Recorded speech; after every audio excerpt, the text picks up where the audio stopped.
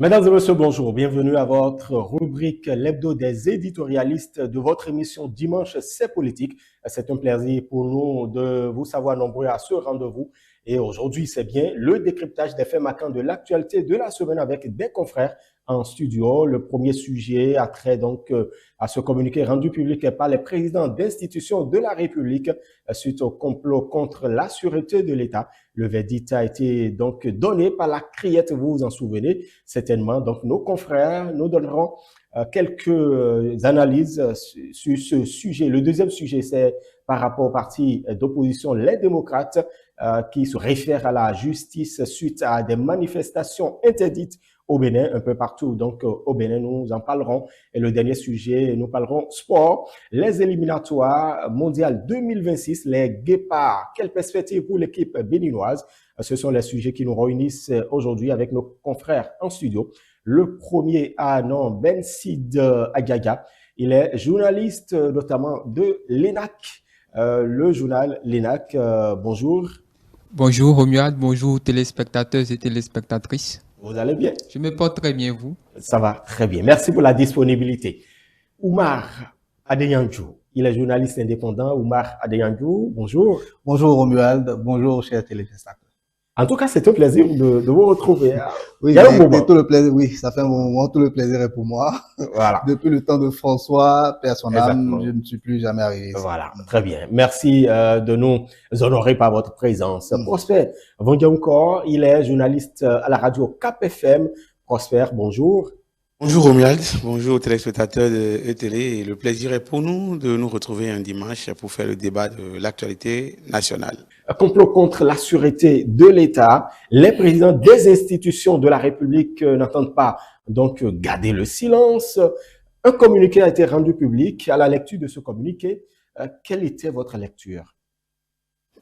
Merci beaucoup. Je pense que comme la présidence est une institution de la République, les autres institutions, c'est comme on dit souvent dans nos langues nationales, lorsque le feu tombe sur le toit du voisin et que vous ne faites rien, vous risquez d'être atteint par la suite. C'est vrai que les institutions n'ont pas les mêmes portées, c'est pas les mêmes choses, les mêmes catégories et tout, mais de toutes les façons, c'est une institution qui est attaquée, même si c'est la plus haute. On estime qu'une institution est attaquée et la solidarité voudrait que les autres institutions portent donc une solidarité, un soutien à cette institution pour dire nous sommes d'accord, c'est pas bien, on n'est pas pour ce qui se passe et donc on voudrait que ça n'arrive plus jamais à une autre institution de la République. Je pense que le message a sa raison d'être, le communiqué a sa raison d'être, même si pour moi c'est un peu venu en retard. On parlera du timing voilà, tout à l'heure. C'est un peu venu en retard pour moi, mais on dit souvent mieux vaut tard que jamais. Voilà, Oumar Adeyanju. Oui, moi, en fait, d'abord, je salue donc ce communiqué-là des institutions, des présidents d'institutions. C'est une très bonne chose, à mon humble avis, hein, parce que c'est notre démocratie qui a été touchée. Au-delà de l'institution, comme disait mon vis-à-vis, au-delà de l'institution, c'est la République qui avait été touchée. La République, ce que nous refusions en 1990 avec nos aînés qui avaient fait la conférence des forces de la nation, c'est cela qui risquait donc de se répéter. On ne voulait plus de coup d'État constitutionnel, on ne voulait plus de, comment on appelle, de renversement de régime chez nous. De prise de pouvoir illégale. Illégal. On veut que ce soit désormais par la démocratie, par la voix du peuple, que ce soit le peuple qui choisisse donc le régime qui lui plaît, le président qui lui plaît. Que les institutions se mettent ensemble pour décrier, pour dénoncer, pour exprimer leur grande consternation quant à ces faits-là qui ont été donc confirmés par la criette, par la justice. Donc, il y a rien, enfin, pour moi, il n'y a rien à redire par rapport à ça. Ces garde-fous là que nous mettons en place, ce sont également ces institutions-là qui sont là pour surveiller, pour observer et pour dire, donc, quand comment on appelle, les règles établies ne sont pas respectées, quand les règles de la République ne sont pas respectées, ces institutions-là montent au créneau ou bien font appel aux personnes concernées, les juges, ou bien les condamnent, ainsi de suite. Donc, quand il y a des cas comme ça et que la justice a fini de faire son travail, la criette a fini de faire son travail, eux, ils ont le droit également de pouvoir s'exprimer pour dire, voilà, on n'est pas d'accord avec ce qui s'est fait, ou bien le verdict ne nous plaît pas, ainsi de suite. Mais cette fois-ci, ils se sont exprimés de manière unanime et on dit, nous dénonçons ce que les personnes qui ont été donc condamnées ont voulu faire dans le pays parce que plus jamais nous ne voulons de cela au Bénin. Et moi, je suis complètement d'accord avec cela. Voilà, merci à vous, Bensid Agagas. Effectivement, nous avons tous été témoins de cette sortie, je dirais, médiatique que les présidents d'institutions ont eu à faire. À vrai dire, c'est totalement légitime. C'est légitime. Cela est pleinement de leur ressort. Mais la question est de savoir si ce n'est pas un peu tardif, cette sortie médiatique, puisque la justice a déjà fini de faire son travail. Ce dossier est en quelque sorte classé. L'une des raisons qui ont été avancées est quoi? La restitution, la restauration de l'ordre constitutionnel. Mais disons-nous la vérité, est-ce qu'actuellement l'ordre constitutionnel est toujours en danger? Non. Vu que la criette a donné son verdict, on sait déjà la position de la justice par rapport à ce fait. L'autre chose, c'est encore quoi? Dans le communiqué a beaucoup plus trait à un soutien politique qu'à un soutien allant dans le cadre de la stabilité, de l'équité de la nation. Et donc, vous voyez plus d'empreinte politique? Oui, assurément. Très bien. Je ne sais pas, Prosper, c'est vrai, vous parliez du timing. Voilà. Déjà, peut-être que les mises en cause, ou du moins les condamnés, avaient de possibilités de faire appel. Peut-être que les présidents d'institutions attendaient un certain nombre d'éléments avant de pouvoir se prononcer. Ce qui est vrai, parce qu'on ne se prononce pas pour se prononcer. Il faut être sûr de ce qu'on veut dire. Il faut se rassurer que les faits se sont confirmés avant de dénoncer quoi que ce soit. Mais nous parlons de situations qui portent atteinte à la nation. Pas besoin d'une confirmation. On pouvait alerter, on pouvait dénoncer, même si c'est un supposé complot, on pouvait avoir leur réaction un peu plus tôt, je suppose. Ah ben c'est des institutions, il faut attendre le verdict quand même. Je suis d'accord, le verdict est arrivé, on a attendu que les concernés fassent appel pour que le dossier revienne, ils ne l'ont pas fait, ça veut dire qu'ils ont consommé la condamnation, ce qui dit que l'affaire est quelque peu classée. Ils ont attendu que les éléments soient réunis avant de parler, mais je pense qu'à un moment donné, on parle de l'État, on parle de la sûreté de l'État. Il ne faut pas forcément attendre une quelconque confirmation. Il faut déjà peut-être alerter. Ah non, si éventuellement de tels actes arrivaient à être posés, imaginez les conséquences. Donc, plus jamais, même une idée dans ce sens, même une idée dans ce sens, on pourrait même dénoncer l'idée. Une décision de justice venait à remettre en cause. Oui, ce n'est pas, quand on dit on ne veut plus une idée, même dans ce sens, on n'a pas dit que quelque chose s'est passé. Il y a fumé, donc c'est éventuellement le feu en bas. Mais de toutes les façons, j'avais dit au départ que mieux vaut tard que jamais. Exactement. Leur réaction, le moment, c'est vrai, on peut en parler, on va faire le débat, mais ce n'est pas le plus important. Est-ce que vous trouvez un soutien politique, comme le disait Bensid? Non, pas forcément. Ce sont des institutions de la République.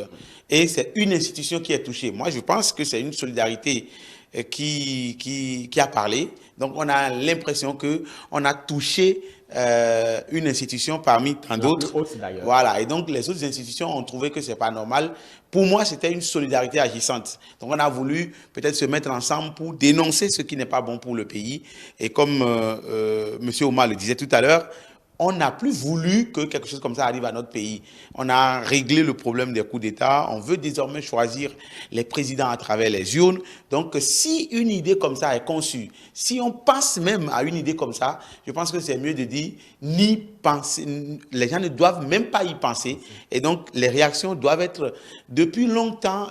On doit soulever les réactions depuis longtemps pour dire que ça soit une fausse alerte, que ça soit une réalité absolue, que ça soit vraiment une idée vraiment conçue, ce n'est pas le problème. Les gens ne doivent même pas y penser à de pareilles situations. Voilà. Omar, sur le timing et sur parce que Bensid parle de soutien politique. Oui, c'est cette lecture-là. Je commence d'abord par la lecture de Bensid qui pourrait être justifiée également. C'est possible, c'est fort possible. Mais moi, en tant que journaliste, je ne voudrais pas voir une telle lecture de cet événement-là. C'est des institutions de la République, c'est des responsables c'est des gens qui tiennent le pays. Je ne voudrais pas qu'on dise que ces personnes-là sont des personnes complètement inféodées au président de la République ou complètement soumises au président de la République. Moi, ça me gênerait essentiellement. Ça me gênerait profondément, je veux dire. Ça veut dire quoi? Moi, en tant que journaliste, c'est un commentaire que j'entends et je ne le balaie pas forcément du revers de la main, mais en tant que journaliste, moi, j'estime que ce n'est pas mon rôle de faire une telle lecture.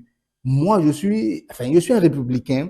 Quand il y a un problème et qu'une institution, un président d'institution parle, je voudrais m'arrêter au président d'institution qui a parlé.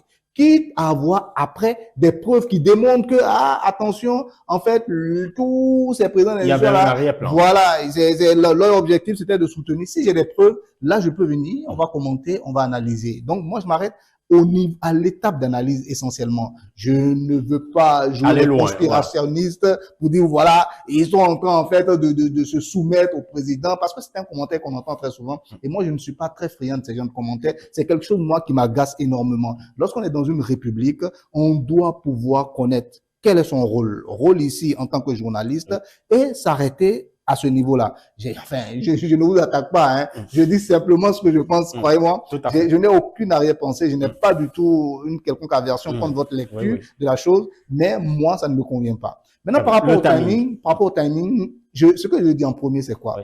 Pour moi, le timing, c'est parfait. Pourquoi? Pour plusieurs raisons. Première raison, c'est que c'est des présidents d'institutions. Leur parole compte. Et leur parole tout le monde attend leur parole en pareille circonstance. Chaque mot qu'ils diront peut influencer, par exemple, le travail de la justice. Ça, c'est un premier élément. Deuxième chose, faut pas influencer le travail de la justice. Parce que nous sommes dans une république et il y a la séparation, des pouvoirs. Et dès l'instant où il y a la séparation des pouvoirs, il faut laisser l'autre institution aller jusqu'au bout de son travail. Tant qu'une affaire est devant la justice, le bon sens nous demande quand même de savoir garder raison et de garder le silence en attendant que la justice finisse son travail. Et je pense qu'ils l'ont fait. Et dès l'instant où c'est fini et que on confirme ce qui est reproché aux accusés, mais immédiatement, ils peuvent désormais réagir et dire, bon, voilà la situation. Nous n'en voulons pas. C'est quelque chose de grave qui s'est produit. Mais par contre, dans le communiqué, moi, il y a un mot, pas un mot, une phrase. C'est-à-dire, ils ont parlé de ce qui est en train d'être construit depuis 2016. Moi, je dis non. Moi, je ne veux pas m'arrêter à 2016. Moi, j'aurais aimé, par exemple, qu'ils disent ce qui est en train d'être construit sur le plan démocratique au Bénin depuis 1990. Voilà. Et on veut nous foutre tout cela en l'air. Excusez-moi l'expression. C'est quelque chose qui serait peut-être très grave. Et là, moi, j'aurais aimé qu'ils s'expriment de la sorte. Voilà. Et peut-être que ces genres d'expressions qui sont glissées aussi peuvent donc alimenter ce genre de commentaires que moi, personnellement, je n'apprécie pas. Je n'aime pas trop. J'aime rester dans ma logique de journaliste. Rester fidèle aux faits. Les faits. Quels sont les faits? On le commente et on dit voilà ce qui pourrait retourner. Voilà. Voilà. Avant d'aborder notre deuxième sujet, je voudrais quand même que vous voyez, il y a quand même les présidents d'institutions, 9 présidents d'institutions qui ont rendu public ce communiqué, alors qu'il y avait quand même des personnalités de ce pays, des personnes qui ont dirigé quand même notre nation, les anciens présidents de la République, des anciens présidents d'institutions, donc Assemblée nationale, Cour constitutionnelle, un certain nombre. On n'a pas entendu ces personnalités-là. Est-ce que ce n'est pas pour dire non, il y a quand même des gens qui sont là, personne ne parle, même si Adrien Oubegui en a parlé, le parti d'opposition, les démocrates en a parlé en parlant d'exclusion. Est-ce que ce n'est pas pour peut-être combler ce vide? Personne n'en parlait. Et il fallait parler. Oui, en fait, ce que moi je voudrais dire, vous savez, chaque personne avec sa façon de voir les choses. Si les présidents d'institutions ont fait cette sortie médiatique, moi, je reste sur ma position. Et ma position, elle est ferme. Disons-nous la vérité. Je parle maintenant de ceux-là qui, peut-être, au regard de ce qu'ils ont été, donc pour la République, pour la nation, devraient parler et ils n'ont pas parlé. Bon, c'est justement à ce niveau que j'en venais, en fait. Ils avaient le libre arbitre de s'exprimer, comme ils pouvaient également ne pas le faire. Chacun avec sa façon de voir les choses et chacun avec sa façon de faire. C'est de la patrie qu'il s'agit dans ce dossier. Et je pense, moi aussi, comme il a dit, tout le monde n'est pas obligé, tout le monde n'est pas appelé à parler d'ailleurs. Quand je prends peut-être les anciens présidents d'institutions, par exemple, ou les anciennes personnalités de la République, les gens sont libres de parler. Hein. C'est comme ceux qui ont fini de jouer leur rôle, ceux qui ont fini de une contribution active au développement de la patrie. Ils doivent rester à l'écart et observer les autres faire. C'est comme on le dit, chacun avec son temps. On parle quand même de la nation, de l'État, des personnalités qui ont dirigé le pays. Quel est votre avis sur le sujet? Parce que certains observateurs estiment que normalement, il y a certains dans notre pays qui devraient quand même hausser le ton en disant nous condamnons l'acte. C'est l'acte en réalité, Oumar. Vous ne voyez pas? Je suis complètement d'accord avec vous. Dans une république, ces personnes-là qui sont des personnes ressources, des personnes-là qui sont des personnes d'expérience, ont toute la sagesse, parce que tout simplement, ils ont mis déjà la main à la pâte, ils ont été au plus haut niveau, ils ont dirigé. C'est des personnes ressources, c'est des sages, c'est des bibliothèques vivantes qui sont là et qu'on doit pouvoir consulter à tout moment. On n'a même pas besoin d'aller les consulter. Leur rôle est d'être là pour nous. C'est tout ce qu'on leur demande désormais. On ne leur demande plus de prendre une veste et d'attraper leur ordinateur, aller s'asseoir quelque part pour nous sortir des stratégies, pour sortir le Bénin de tel ou tel. Il parle pas beaucoup. Oui, ça, il ne parle pas beaucoup, mais quand c'est nécessaire, il doit parler. Vous êtes d'accord avec moi? Donc, normalement, beaucoup de Béninois peuvent se dire, oui, on attend leur parole. Mais regardez cette affaire-là très bien. C'est une affaire, en réalité, qui est inédite.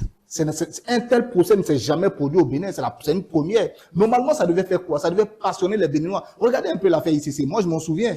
Il y avait des postes radio, les gens écoutaient. Donc, normalement, une telle affaire devait passionner autant. Mais ça ne passionne pas. Pour plusieurs raisons. Regardez comment on appelle, le problème oppose qui et qui. C'est des amis de longue date que ça oppose. Des personnes qui se sont mis ensemble pour diriger le Bénin avec beaucoup de réformes, beaucoup de rigueur. Et cela ne passe pas forcément chez tout le monde. Vous êtes d'accord avec moi?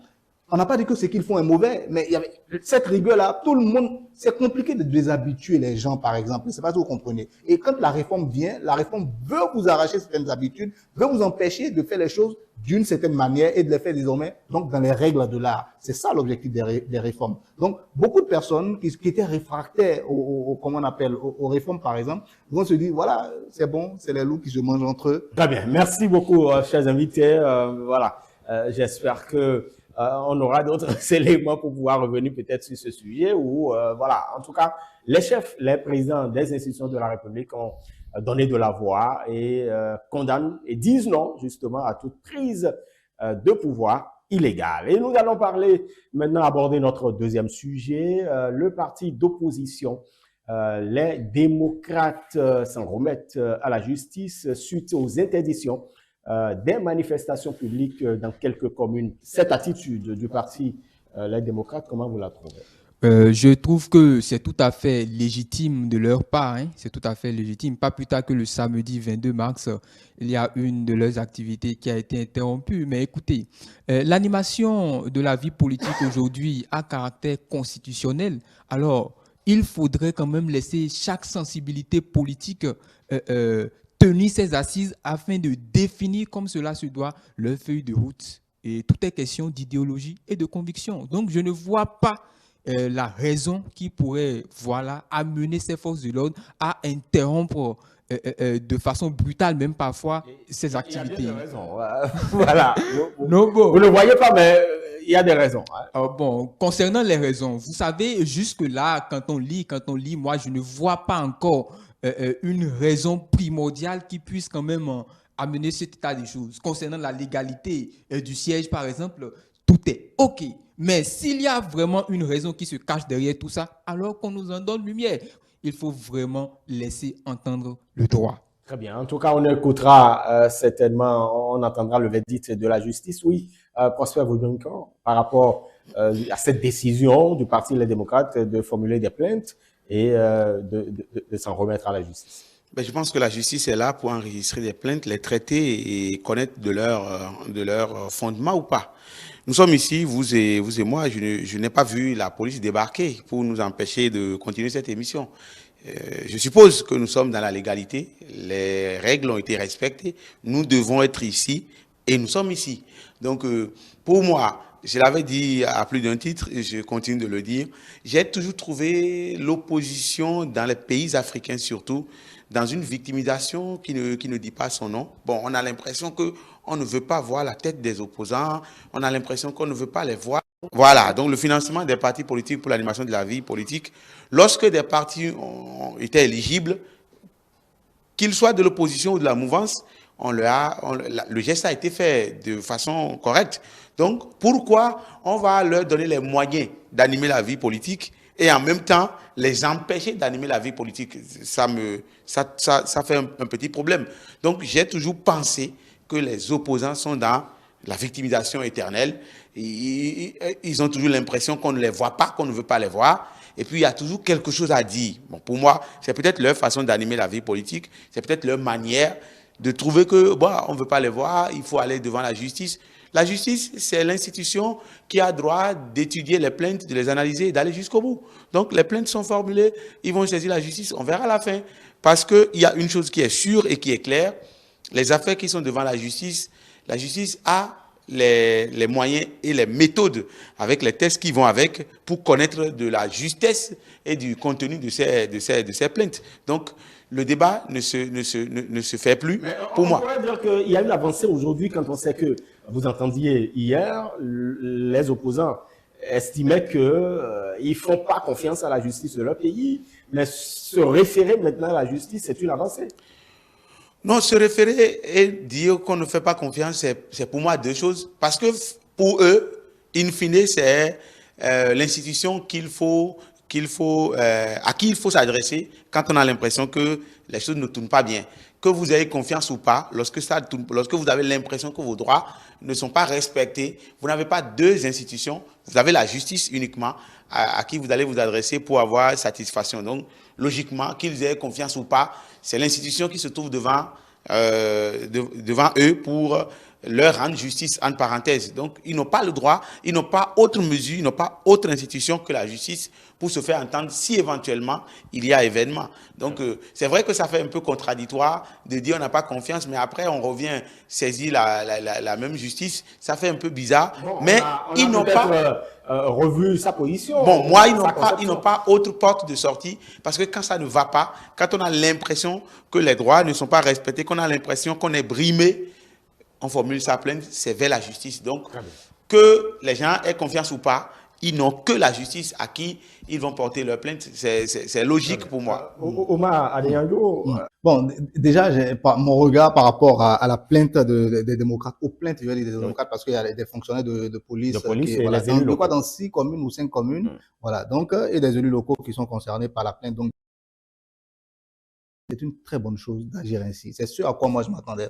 À chaque fois que je commente l'actualité et que j'arrive à cette étape-là, je dis, mais allez devant les juridictions, enfin, ou bien venez aussi sur les plateaux et dites-nous clairement ce qui s'est passé, qui vous a empêché, voilà, et pour quelles raisons. Je pense que en le faisant ainsi, on préserve aussi notre vivre ensemble. On préserve notre quiétude au Bénin, la paix dans laquelle nous vivons. Et moi, je tiens vraiment à saluer ça parce qu'ils auraient pu procéder autrement, décider comment on appelle, la voie de la radicalité, vouloir quand même faire des choses qui vont à l'encontre de ce qu'on leur refuse. Vous êtes d'accord avec moi? Parce que c'est l'opposition. L'opposition a le droit également de parler dans la République. Et je l'ai dit tantôt, dans une démocratie, c'est vrai que c'est la loi de la majorité, mais tous les tests sont mis en place également pour préserver donc également les droits donc de la minorité. Et donc quand cette minorité-là, à un moment, veut s'exprimer au peuple, enfin, veut dire des choses au peuple, elle a le droit également donc de le faire. Maintenant, qu'est-ce qu'on leur reproche essentiellement? Moi, à ma lecture, je crois l'une des choses qu'on leur reproche, c'est que on dit ce n'est pas encore le moment de faire donc des réunions dans des lieux ouverts. Ce n'est pas le moment des meetings, si vous voulez. En gros, voilà. En gros, c'est ce que on leur reproche, je pense, jusque-là. Et moi, je me dis, là encore, il y a un petit souci. À mon humble avis, pour moi, peut-être qu'on aurait dû les laisser faire leur réunion, parler au peuple, parce que leur rôle, c'est quoi aussi? C'est aller au contact des populations, aller leur expliquer leur vision du Bénin, ce qu'ils pensent de la gestion actuelle des autorités en place. Enfin, il faut pouvoir les laisser faire ce travail-là. Bon, d'aucuns me diront que non, ce n'est pas encore la campagne. C'est vrai que l'affaire est devant la justice. Voilà, l'affaire est devant la justice. Il y a tellement d'éléments que nous n'avons pas, parce que quand vous prenez le cas de comment c'est par exemple, où j'espère que je m'en souviens bien, quand vous prenez ce cas par exemple, où vous êtes appelé à vous réunir avec un certain nombre D'accord. Et au finish, il veut faire autre chose. Et le exactement. maire de commencer à un moment s'est rebellé contre cela. Et il s'est exprimé sur les ondes et il a dit qu'il n'était pas d'accord avec cet agissement-là, par exemple, des démocrates. Et ça, tout le monde l'a bien entendu et bien compris. Et moi, en premier, je vais vous dire pourquoi. Parce que au Bénin, souvenez-vous, quelques années en arrière, avant 2016, comment est-ce qu'on faisait de la politique chez nous?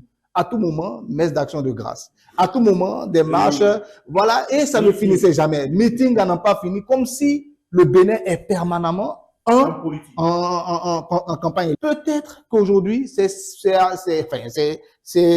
à quoi le régime actuel veut mettre fin. C'est possible. Et ça, moi, je suis complètement d'accord avec. Mais, regardez un peu aussi comment ça se passe dans les plus grandes démocraties. C'est eux notre repère, c'est le référentiel que nous avons. C'est eux qui ont commencé leur avec démocratie et petit à petit, on a commencé à copier. Donc, regardons un peu comment ça se passe. On permet quelquefois, sur des places publiques, que les gens puissent s'exprimer sur une actualité, quelquefois même internationale, et les gens des opposants viennent sur la place publique et s'expriment. Qu'est-ce qu'on devrait attendre de la justice à présent? Non, que la justice fasse son travail au regard des tests. Voilà. Il faudrait que notre justice fasse son travail jusqu'au bout. Et il faut que la justice fasse un travail qui va nous donner toujours confiance en elle.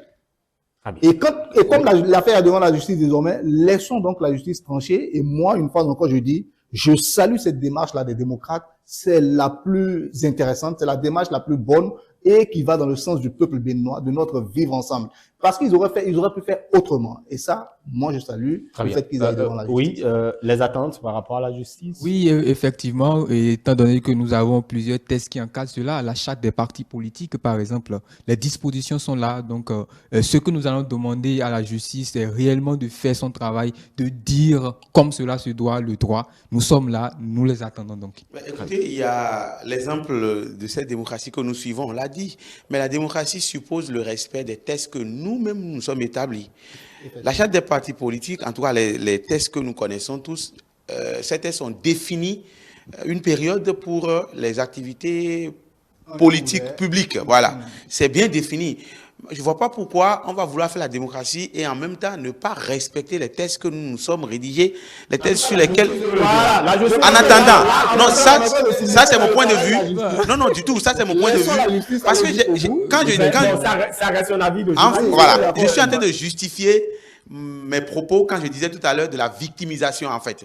Vous ne pouvez pas ne pas respecter les textes et penser qu'on est contre vous. Lorsqu'on dit que voilà la période propice pour les activités politiques publiquement, et que vous ne les respectez pas, pourquoi vous voulez qu'on vous laisse faire? C'est le respect des textes de la République. Si nous voulons ressembler aux grandes démocraties, les références que nous définissons, respectons nos textes. De toute façon, il y aura...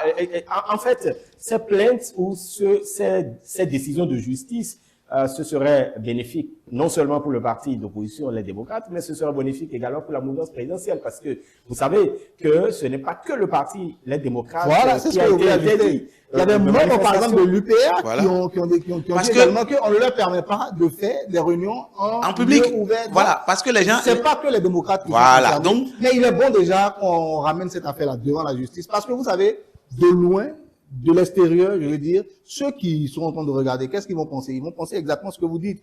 Qu'est-ce qu'on fait comme ça, l'opposition? C'est pas intéressant. Voilà. Pourquoi est-ce qu'on empêche l'opposition de s'exprimer? Pourquoi? Donc, ça va susciter pas mal de questions hors du Bénin. Donc, c'est bon que, même à l'intérieur du Bénin, mais c'est bon que la justice prenne les choses en main, regarde les faits et dit le droit, comme a dit notre cher ami. Très bien, voilà. Merci beaucoup, chers confrères. Mesdames et messieurs, nous allons aborder notre dernier sujet.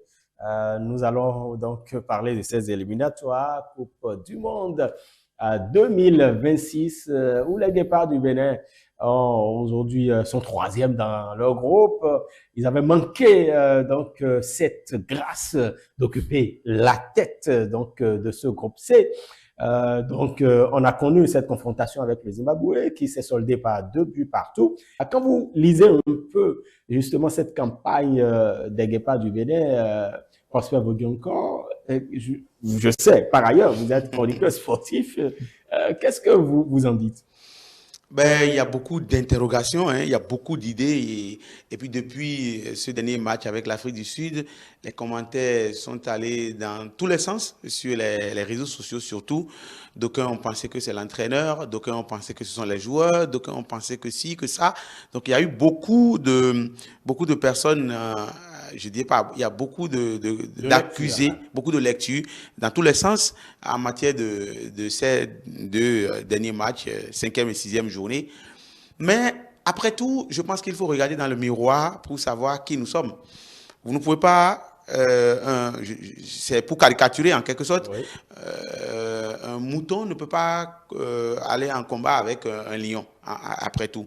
Si vous regardez un peu la carte footballistique du Bénin, à l'heure où nous sommes, je pense que nous devons accepter de continuer à apprendre. Il faut qu'on l'accepte. Si on pense que non, ça peut arriver, nous sommes les meilleurs, le football n'est pas mathématique, tout le monde peut gagner, tout le monde peut perdre. Il y en a qui ont donné plein d'exemples. L'Arabie Saoudite a battu l'Argentine à la Coupe du Monde 2022. Il y a tel qui a battu tel. Le Rwanda a battu le Nigeria. Le Zimbabwe a fait match nul avec le Nigeria. Au Nigeria, pourquoi le Bénin ne peut pas battre l'Afrique du Sud? Oui, c'est bon de faire ces analyses. Mais le football, même si il n'est pas mathématique, il y a quand même un peu de logique dedans.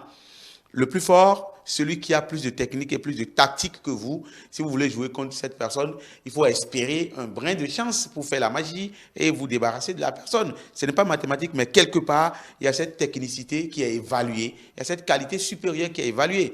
On a dit l'entraîneur n'a pas joué son rôle, l'entraîneur si, mais l'entraîneur ne peut pas, pour caricaturer toujours, un réparateur de moto ne peut pas réparer une voiture correctement. Donc, si l'entraîneur n'a pas les éléments nécessaires, s'il n'a pas les outils nécessaires... Vous nous donnez des illustrations. Oui, je veux dire, pour finir, je veux conclure, je veux dire sur la question, pour dire que, oui, on a l'impression que... Vous ne trouvez pas la responsabilité de Guénero dans cette campagne... Un peu, je trouve un peu sa responsabilité, parce que c'est le patron de l'encadrement technique. C'est lui qui choisit ses joueurs, c'est lui qui doit les exploiter. Si je dis que sa responsabilité est engagée, c'est parce qu'il a tenu des propos après le match, des propos qui ont l'impression de voir quelqu'un qui se désengage, quelqu'un qui ne veut pas se retrouver dans ce qui est arrivé, qui se dit, bon, j'ai essayé ce que je peux, c'est pas moi, ce sont vos joueurs. C'est en ce sens que je trouve sa responsabilité engagée. C'est lui qui les a convoqués. Et à chaque fois qu'un match de football, on l'a perdu, la première personne qu'on incrimine, c'est toujours l'entraîneur. Donc, sur ce plan, je pense que sa responsabilité est engagée, mais il faut qu'on se pose les vraies questions. Nous avons des joueurs de seconde zone partout. Nos joueurs n'ont pas le temps de jouer dans les clubs et tout, mais on veut faire des merveilles. Pourquoi nous n'acceptons pas que nous ne sommes pas encore à un niveau où on peut rêver grand et toucher du doigt la personne qui n'a pas fonctionné? Est-ce que cela ne devrait pas être compris quand on sait que le Bénin est allé à la CAN maintenant? On est qualifié pour la CAN, donc on estime que on pouvait faire quand même des miracles. On est qualifié pour la CAN, c'est autre chose. Deux matchs de football ne se ressemblent jamais. Les qualifications de la Coupe d'Afrique ne sont pas les qualifications de la Coupe du Monde. Les ambitions ne sont peut-être pas les mêmes pour tous les pays.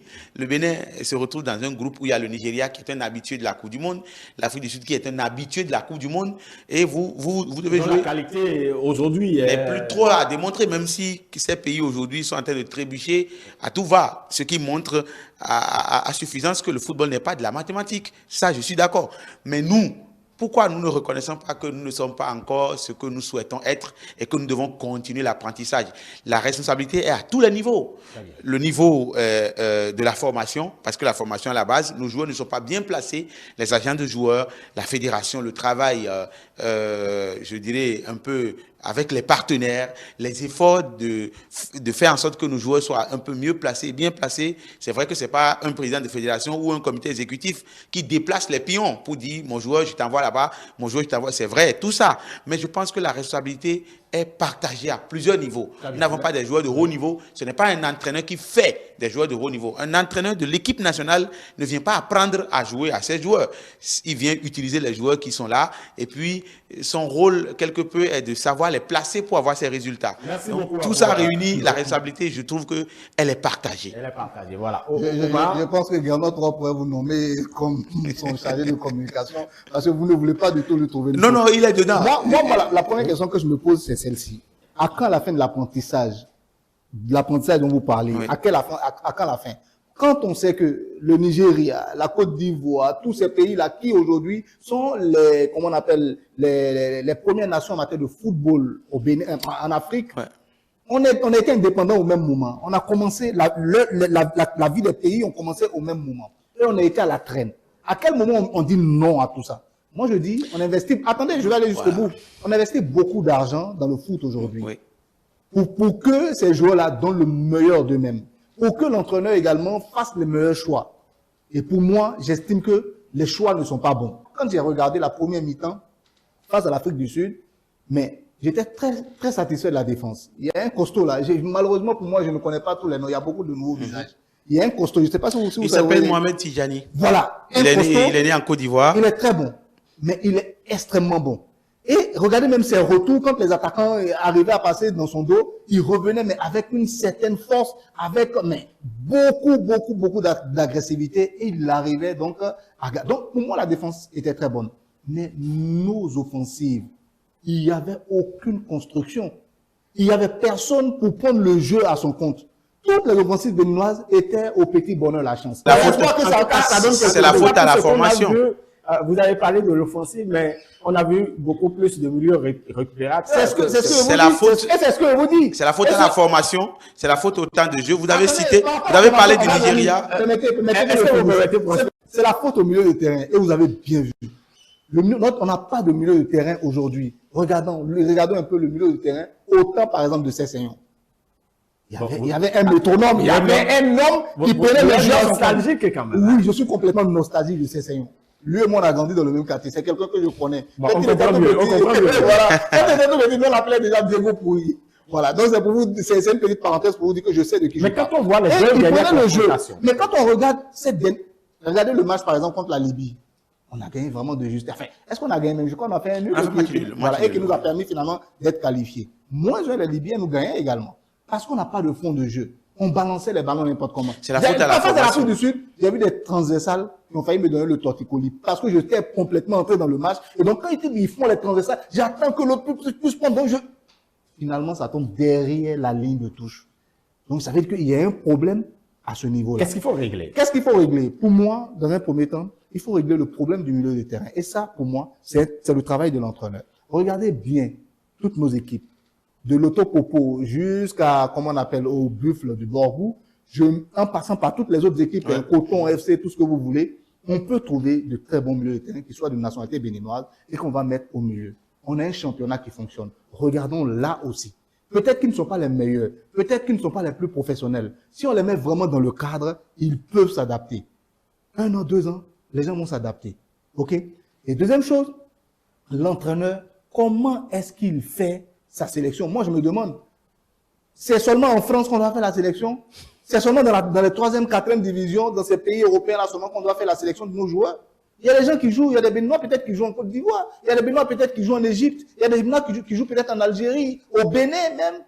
Pourquoi on ne prend pas ces personnes-là et qu'à chaque fois, on va chercher des binationaux qui sont quelque part là-bas et qui viennent et finalement, parce que tout simplement on dit que non, c'est des professionnels, ils ont fait les écoles de foot depuis le début jusqu'à la fin. Bon, la volonté est là, on met l'argent, mais à côté de la volonté, il faut donc motiver le privé aussi à accompagner. Moi, je regarde un peu la Côte d'Ivoire. Quand beaucoup de personnes parlent de Côte d'Ivoire, on a quand même vu des structures qui ont pris... Ça commence à arriver. Oui, exactement. Oui, vous avez parlé de Joseph Poté, l'école académique Joseph Poté. C'était créé par le joueur, comment il s'appelle, Poté. Oui, Michael Voilà, Poté. Michael Poté. Il a donné le nom de son père. Et moi, j'ai trouvé ça très magnifique que des anciens footballeurs béninois, des anciens internationaux reviennent comme cette volonté-là, puisse accompagner. Il faut leur donner les moyens. Quels moyens moi je veux qu'on leur donne? Je ne leur dis pas forcément de leur donner de l'argent, c'est eux le privé, c'est eux les investisseurs. Mais qu'on leur facilite peut-être les charges sur le plan fiscal, qu'on essaie de voir comment est-ce qu'on peut les arranger. Et je donnais l'exemple de la Côte d'Ivoire. Je crois qu'il y a beaucoup de choses qui sont faites avec un seul exemple. L'exemple de la Côte d'Ivoire, souvenez-vous, la Côte d'Ivoire, pour que ça prenne, on est parti de Sol Béni. Sol Béni, c'était l'académie de la SEC Mimosa. La SEC Mimosa. Voilà. Et donc, on est parti de là. Mais aujourd'hui, presque tout le monde a une académie en Côte d'Ivoire. Et les gens ne le font pas forcément pour que la Côte d'Ivoire puisse bénéficier de tous ces joueurs. Eux, ils le font beaucoup plus parce qu'il y a quelque chose à gagner. gagner. Un individu que tu arrives à faire partie, par exemple, dans une équipe en France, Marseille, PSG, je ne sais pas moi, Lyon, Nantes ou quoi que ce soit, c'est des millions que ça te rapporte. À lui seul, il peut te faire donc et amortir tout ce que tu as pu, comment on appelle, investir depuis des années à un seul investisseur pour qu'il comprenne qu'il y a quelque chose le bien à gagner fondé. dans le foot. Je voudrais juste ajouter une petite chose pour dire que l'entraîneur a fait de son mieux en matière de sélection. Parce que vous avez parlé des pays africains. Sur l'ensemble des joueurs qui sont convoqués, il y en a qui sont venus d'Égypte, il y en a qui sont venus du Maroc, il y en a qui sont venus de la Tunisie, il y en a qui sont même venus du Nigeria et de l'Afrique du Sud. Un joueur est appelé en Tunisie, un joueur est appelé en Égypte, un joueur est appelé au Maroc, un joueur au Nigeria, un joueur en Afrique du Sud. Il a essayé de voir. C'est parce que nous n'en avons pas suffisamment. Le jour où, puisque la question, c'est à quand la fin de l'apprentissage. Le jour où nous aurons de la facilité à faire la sélection en équipe nationale, comme par exemple le Sénégal. Le Sénégal ne cherche pas ses joueurs aujourd'hui. La Côte d'Ivoire ne cherche pas ses joueurs aujourd'hui. Le Nigeria ne cherche pas ses joueurs aujourd'hui. La fin de l'apprentissage, ce sera le jour où, quand il faut faire une sélection, on ne va pas réfléchir pour en faire. On sait qui est bon, on sait qui est au top niveau, et puis c'est facile. Mais aujourd'hui, d'accord, mais aujourd'hui, on cherche les joueurs. Je finis en 10 secondes. Aujourd'hui, on cherche les joueurs parce qu'on n'a pas de choix. Et il y a des joueurs qu'on appelle, même qui n'ont pas de club, même qui n'ont pas de temps de jeu en club. Je pense que l'apprentissage va finir quand on aura de la facilité à faire une sélection.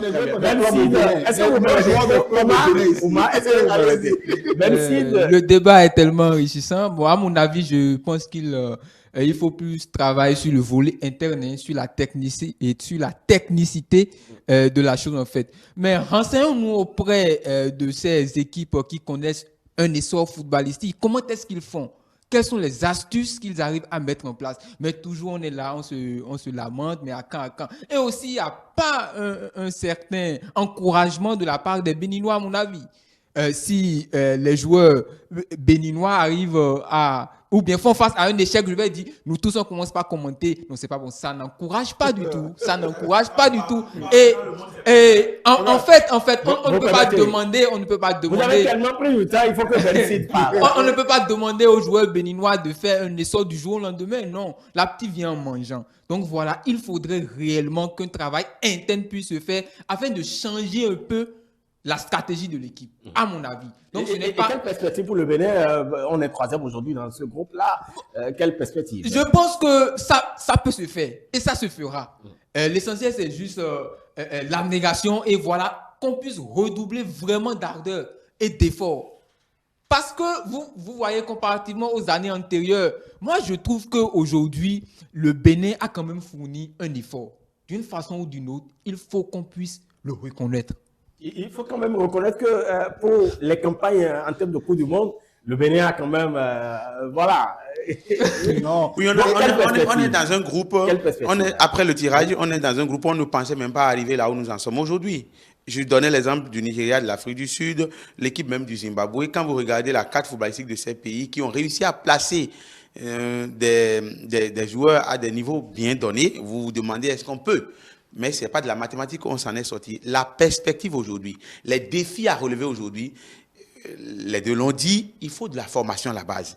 Pas de la formation des joueurs seulement, de la formation des formateurs. Aujourd'hui, ce que tout le monde ne voit pas, les meilleurs entraîneurs du Bénin aujourd'hui sont en train de chercher le diplôme CAF B, pas encore A. Les meilleurs du Bénin. Pourtant, ce sont eux qui apprennent à jouer aux joueurs au plan local. Parce qu'on apprend beaucoup plus à jouer en club, pas en sélection nationale. Et donc, les meilleurs entraîneurs du Bénin aujourd'hui sont en train de chercher les qualifications CAF B, pas encore A. Parce que ça commence par D. Formateurs qui doivent former nos joueurs à la base qui n'ont pas de qualification. Quels joueurs ils vont former pour quelle qualité, de façon à ce que nos joueurs aillent maintenant défier la concurrence dans les grands clubs au monde.